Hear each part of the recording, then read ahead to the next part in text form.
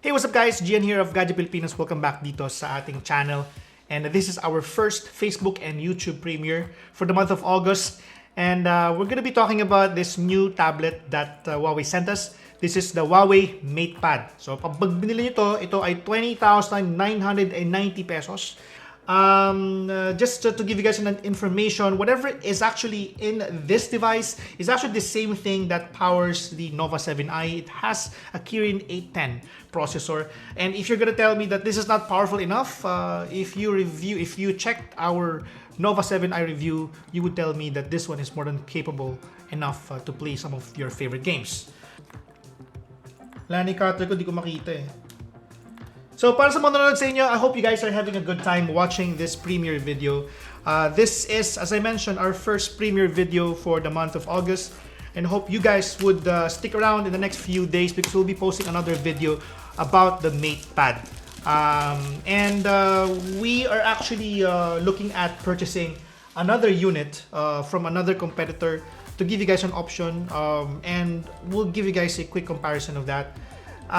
Probably I'll be writing an article about it, and also another video that talks about how this can help you in terms of either work from home rather, or for online education. Because as you may be aware, bumalik na ang mga bata sa klase, and kung hindi kayang gumamit ng laptop or wala silang laptop, naghahanap sila ng mga tablet that is more than capable for them to be able to handle Zoom calls.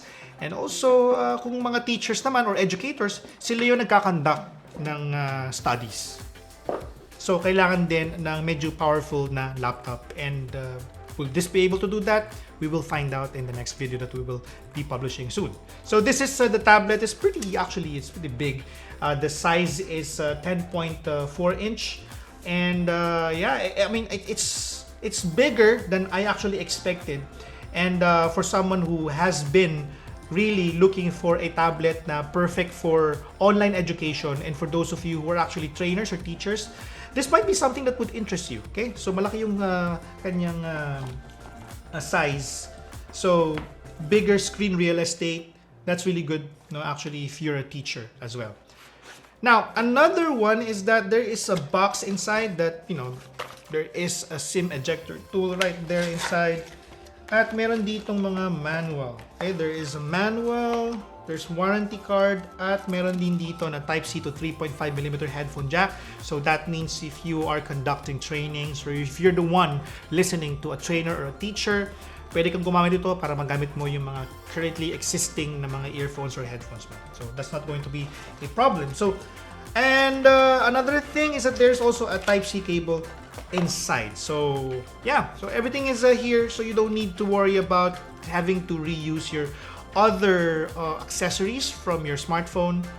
You don't need to worry because there's something inside provided for you. Okay. Now, what else?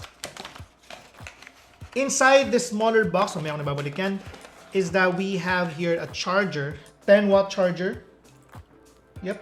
So not too fast enough, but I guess we'll see that when we review this tablet. Okay.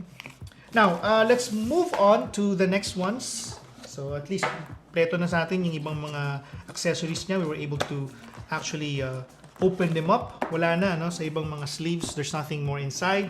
Let's now go with the accessories before we head on to the tablet itself, because we'll be using actually all of these things later on. Okay, so this is the Huawei M Pencil. Okay, I don't know if this is the same thing that we actually unboxed for the Huawei MatePad Pro that we actually unboxed a few months ago and reviewed as well on our channel. You can attach this, you can pair it automatically, pretty much the same thing. 4096 levels of pressure sensitivity. And you can do tilt if you wish to shade, and you can also tap to wake and record. Same siya. So meron din siya dito na parang magnetic na side. So if you wish to attach it on the tablet, it should attach to the tablet. Later on, we'll see if that will work. If not, that means it's only compatible with the other MatePad. But we'll see in a little bit. Inside the box, there's a manual, there's warranty, there's an extra nib. So if you wish to change the nib, you can easily do that. Next, we have here the Folio cover. We have a gray color. I don't know if they have any other colors. but we'll see. Okay, there's a tab right here at the bottom, so we can just lift that. There you go. Ooh. Cool. Anyway, this is the Folio. Ooh. You can do it like this. So if you wish to place it like so, you can do that. Let's now proceed with, let's take a look at the tablet itself. It's pretty huge.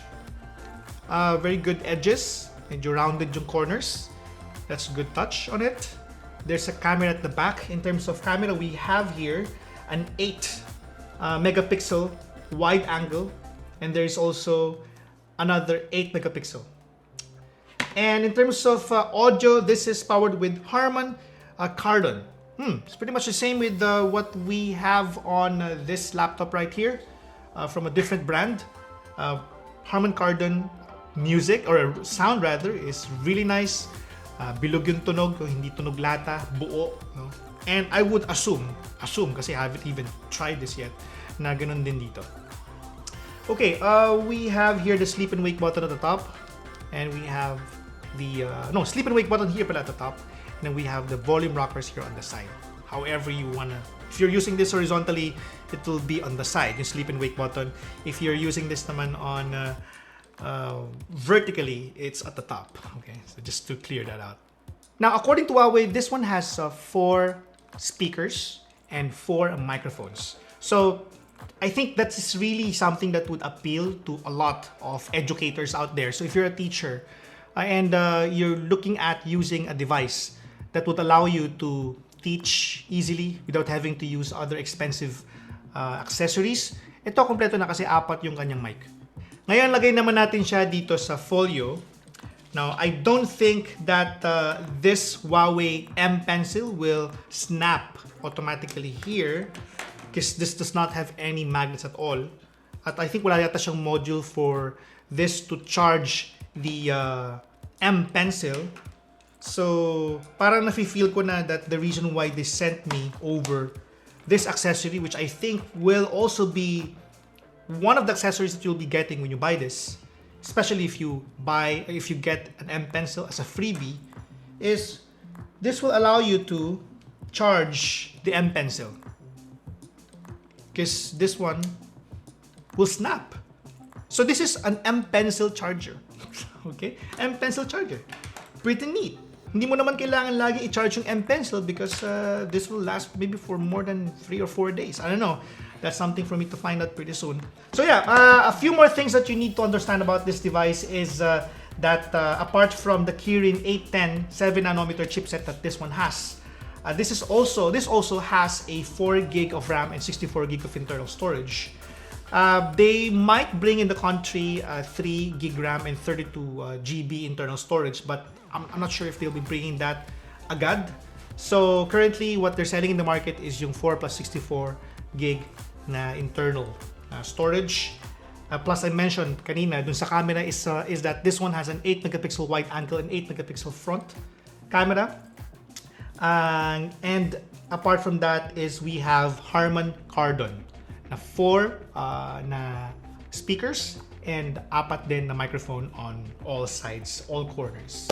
Type-C sensor, it has 7,250 milliampere battery with, as I mentioned earlier, 10 watts na charger. How did I know na 10 watt charger siya? This has, sabi dito sa specs is 5 volts, 2 amperes. So you multiply both, you get yourself a 10 watt charger. So I really like that. I was actually hoping that they would at least include a 15 to 25 watt charger para fast charging siya, but they did not do so. But that's fine. We will know in the future if that would allow us to charge the device pretty quickly. And more than anything else, this one is powered with or running on EMUI 10.1 with Huawei mobile services. And if you're asking if this is running on Android, yes, it's running on Android 10, but it does not have Google Play Store. But in replacement to that, this one has an app gallery. And if you wish to be able to download other applications that are not yet in app gallery, you can actually do so easily via AppGo or the Huawei Petal Search widget. If you want to know more about Petal Search widget, we have a video The link is in the description down below. Okay, so I guess this has been our quick unboxing, YouTube and Facebook premiere of the Huawei MatePad. Catch us again pretty soon because we will be reviewing this, and as I mentioned, we'll be making a few more contents about this tablet right here. Again, this has been Gian of GadgetPilipinas.net. Maraming salamat sa panonood. We'll catch you in the next one.